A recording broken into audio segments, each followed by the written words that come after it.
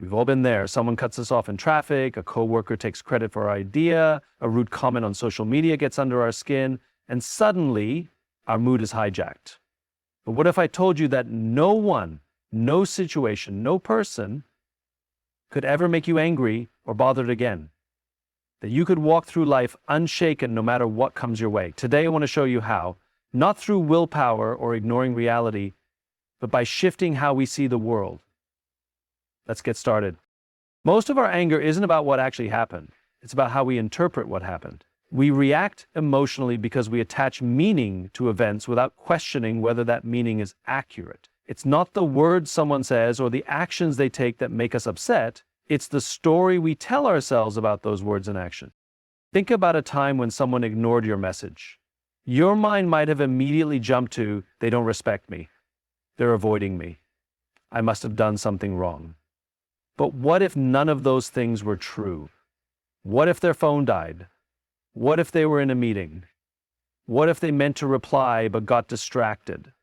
The event itself, an unanswered message, is neutral. But the way we interpret it determines how we feel.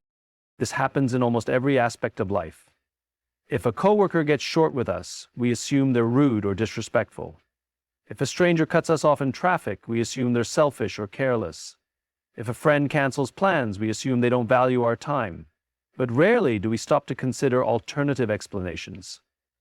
Maybe that coworker is overwhelmed with deadlines. Maybe that driver is rushing to the hospital. Maybe that friend is struggling with something they haven't shared.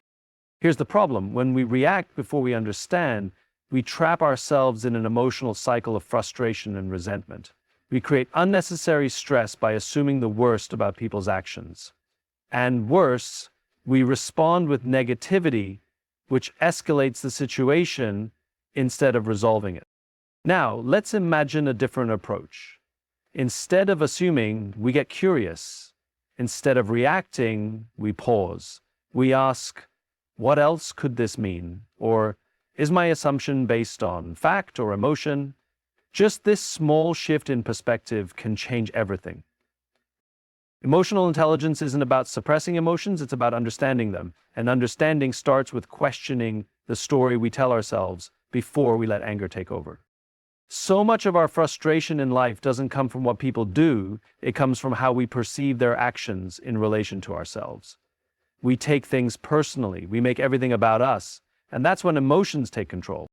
Imagine this. You share an idea in a meeting, and your manager dismisses it without much thought. Instantly, you feel a wave of frustration. Why?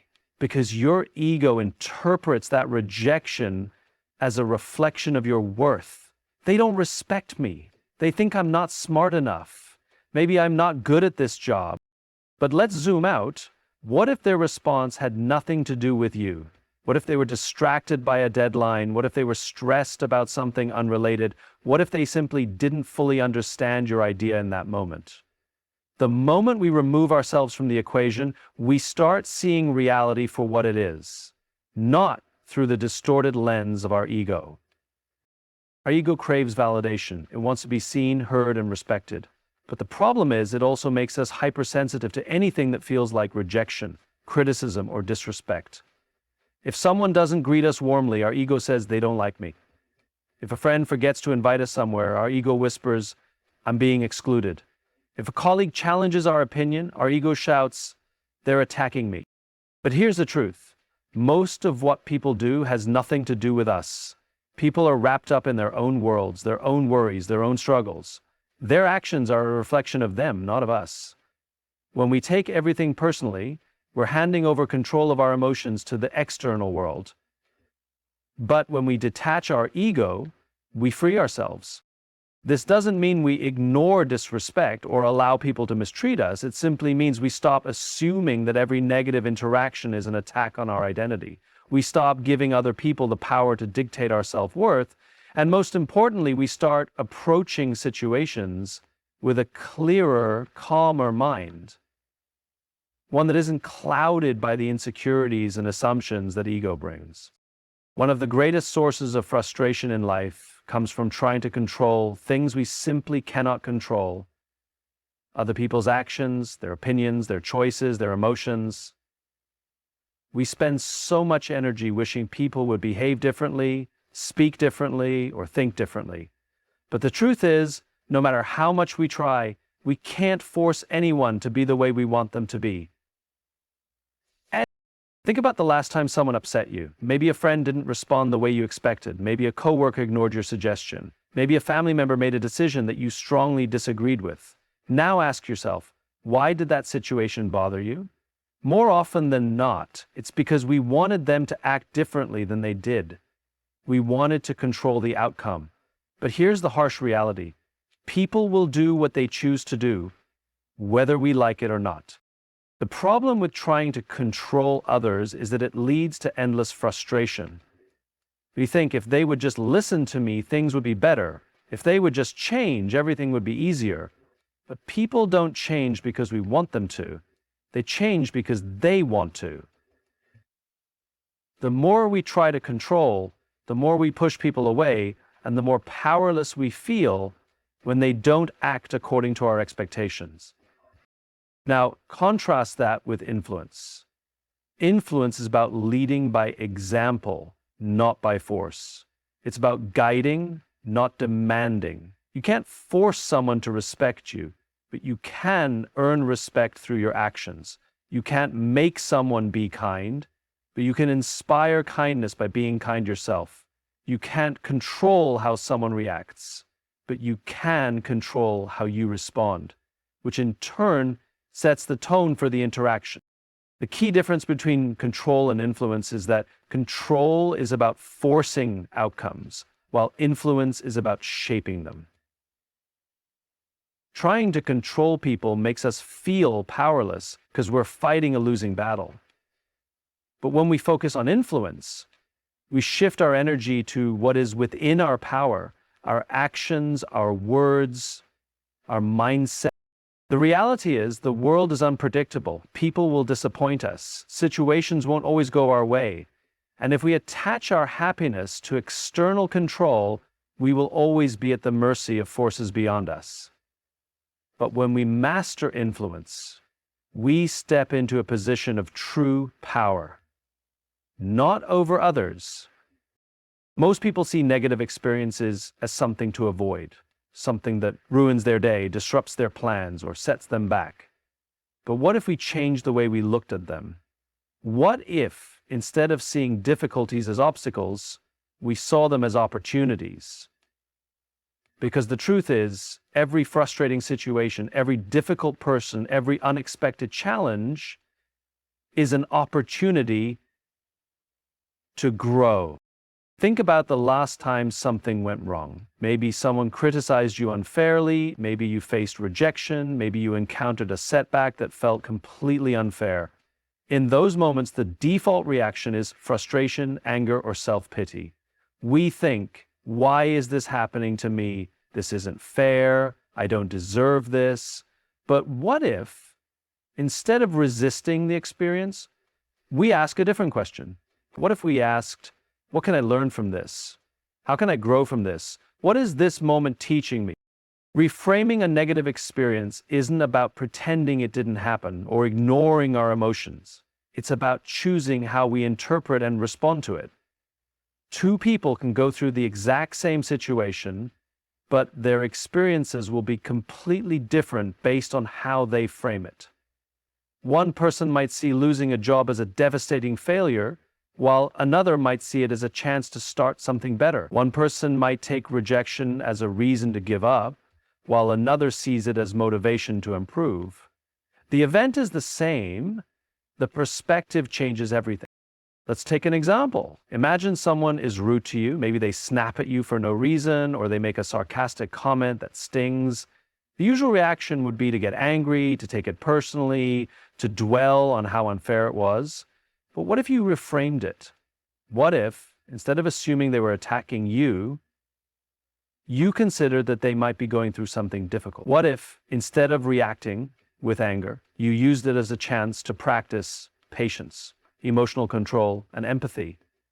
Suddenly their rudeness doesn't have power over you. You've transformed a frustrating experience into an opportunity for growth. The same applies to failure. Most people are terrified of failing, but failure is one of the greatest teachers we have. Every mistake, every rejection, every setback contains valuable lessons. Lessons about what works, what doesn't, what needs to be improved, and what truly matters. The people who succeed in life aren't the ones who never experience failure. They're the ones who reframe failure as a stepping stone instead of a roadblock. Pain, discomfort, and frustration are inevitable. No one goes through life without experiencing them. But suffering is optional. Suffering comes from the meaning we attach to our struggles. The moment we choose to reframe our difficulties, we take back control. Instead of seeing challenges as something happening to us, we see them as something happening for us. We stop fighting reality and start learning from it. And when we do that, we become stronger, wiser, and ultimately untouchable by negativity. Most people live their lives as if they are playing a game with a clear ending, a game where they are trying to win. They want to win arguments, win respect, win approval, win in their careers, win in their relationships. But what if the real problem is not whether they are winning or losing, but the fact that they are playing by the wrong rules altogether? Life is not the game with the final score. There is no finish line where you suddenly have won at happiness, success, or personal growth. Life is infinite. It keeps going, evolving, and shifting. And the people who suffer the most frustration, anger, and disappointment are often those who are stuck in a finite mindset, trying to impose structure, control, and finality on something that was never meant to be that way. Think about how often people feel defeated simply because they are measuring themselves against an artificial timeline. They say things like, by now, I should have achieved more. I should be happier. I should have figured everything out already. But according to what timeline? Who decided that success has to happen by a certain age? Who said that we should have everything figured out by a specific moment? These are all self-imposed rules. Rules that keep people stuck in frustration because they are playing a game that doesn't actually exist. The infinite mindset is about recognizing that life is not about reaching a destination, it's about continuous growth. The best leaders, the most resilient individuals, and the people who stay the happiest are the ones who embrace this idea. They understand that there is no single point at which they arrive. There is no ultimate success where they finally become untouchable by problems. Instead, they are always learning, adapting, and evolving. One of the biggest reasons people get angry or bothered by others is because they are trying to win interactions. They want to win arguments. They want to win approval. They want to prove a point. But when you shift to an infinite mindset, you realize that most conflicts are pointless. Winning an argument today does nothing for you in the long run if it damages a relationship. Proving someone wrong might feel good for a moment, but what does it do for your overall growth? This applies to our emotions as well. Many people think, if I just achieve this, I will finally be happy. If I just get that promotion, I won't feel insecure anymore. But this is a finite way of thinking because every achievement leads to a new challenge. The goal isn't to reach a place where nothing ever bothers you. It's to keep getting better at managing whatever comes next. When we embrace the infinite mindset, we stop expecting things to be perfect. We stop getting upset when people don't behave the way we want. We stop being frustrated by setbacks because we understand that setbacks are part of the journey. Nothing is final. Everything is a process. The people who thrive in life are the ones who accept that they are playing a game with no end. Only the next step forward. At the end of the day, the way we react to the world around us is entirely within our control. Every situation, every person, every challenge is simply an opportunity to practice how we respond, not how we react. The secret lies in understanding the root of our emotions and learning to navigate them with clarity rather than letting them drive us. By understanding before reacting, we shift from automatic responses to thoughtful actions, replacing anger with curiosity and frustration with understanding. When we detach our ego, we stop making everything personal and start seeing the world for what it truly is, an interconnected flow of experiences, rather than a series of individual attacks. on our self-worth. Embracing the power of influence over control allows us to lead by example and shape our environment rather than trying to bend others to our will. Reframing negative experiences transforms adversity into fuel for growth, turning every challenge into an opportunity for learning. And when we adopt the infinite mindset, we stop trying to win and instead focus on evolving, accepting that life is a continuous journey and each step is part of a larger, unending process. This is not about suppressing our emotions or pretending to be perfect. It's about taking control of how we interpret and respond to the world, no matter what comes our way. The more we embrace these principles, the less we allow anger or frustration to dictate our lives. We become unshakable because we stop letting others or circumstances hold the power to make us feel any way other than the way we choose. Life is too short to be bothered by things that are outside our control. So the next time someone or something tries to shake you, remember, you are the one who decides whether it will.